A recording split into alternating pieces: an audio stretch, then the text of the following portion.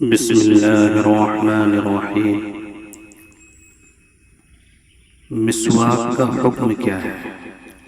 مسواک کی لمبائی کتنی ہونی چاہیے؟ چوڑائی کیا ہو؟ اس کے پکڑنے کا طریقہ کیا ہے؟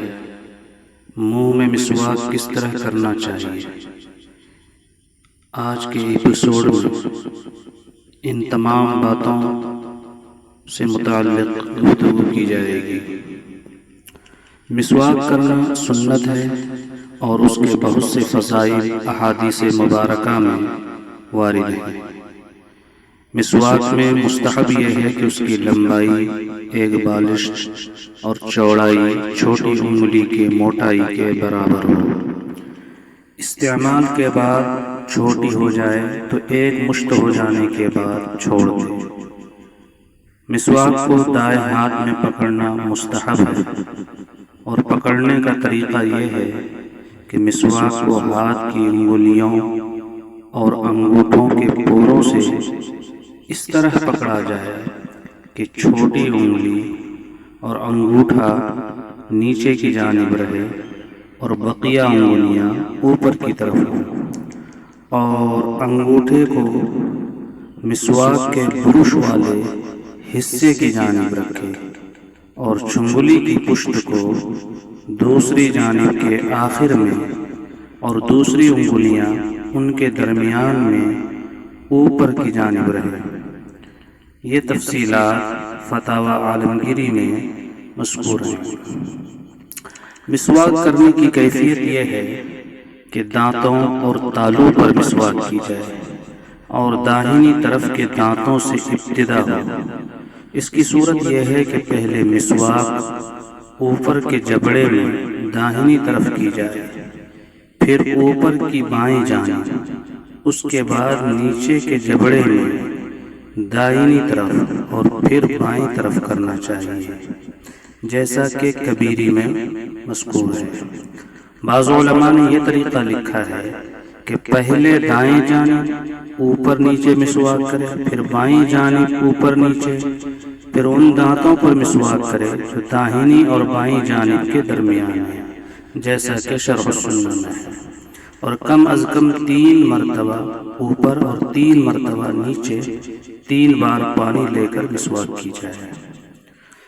مسواک چوڑائی میں یعنی دائیں سے بائیں طرف کرنی چاہیے۔ طول یعنی لمبائی میں مسواک کرنا بہتر نہیں، اس لیے کہ اس سے مسوڑوں کے زخمی ہو جانے کا اندیشہ ہوتا ہے۔ بعض حضرات فرماتے ہیں کہ دونوں طرح کر سکتے ہیں۔ ان دونوں میں تطبیق یوں دی گئی ہے کہ دانتوں میں چوڑائی میں کی جائے اور زبان پر لمبائی میں کی جائے۔ فتاوی شامی میں اس کی صراحت ہے۔ حجت اللہ البالغہ میں حضرت شاہ ولی اللہ رحمہ اللہ نے لکھا ہے کہ آدمی کے لیے مناسب ہے کہ مسواک کو منہ کی انتہائی اور آخری حصوں تک پہنچائے تاکہ سینہ اور حلق کا بلغم ختم ہو جائے، اور خوب اچھی طرح مسواک کرنے سے قلاع جو منہ کی ایک بیماری ہے دور ہو جاتی ہے، آواز صاف اور منہ کی بو عمدہ ہو جاتی ہے۔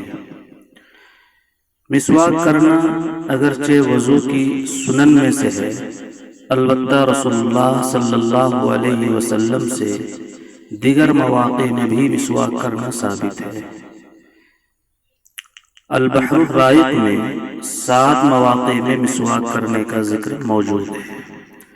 دانتوں کے زرد ہونے کے وقت، منہ کے بو متغیر ہونے کے وقت، نیند سے بیدار ہونے کے وقت، نماز کے لیے کھڑے ہونے کے موقع پر، گھر میں داخل ہوتے وقت، قرآن کریم کی تلاوت کے لیے اور مجلس میں شرکت کے لیے۔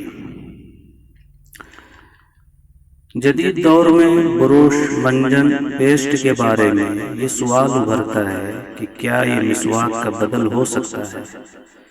تو اس کا جواب یہ ہے کہ مسواک کا فائدہ یعنی دانتوں کی صفائی، اس کا انقاء یقیناً برش سے حاصل ہو سکتی ہے، لیکن سنت اسی وقت ادا ہوگی جب مسواک لکڑی کی ہو اور اسی کیفیت میں ہو جس میں رسول اللہ صلی اللہ علیہ وسلم فرمایا کرتے تھے۔ اس لیے برش سنت مسواک کے قائم مقام نہیں ہو سکتا۔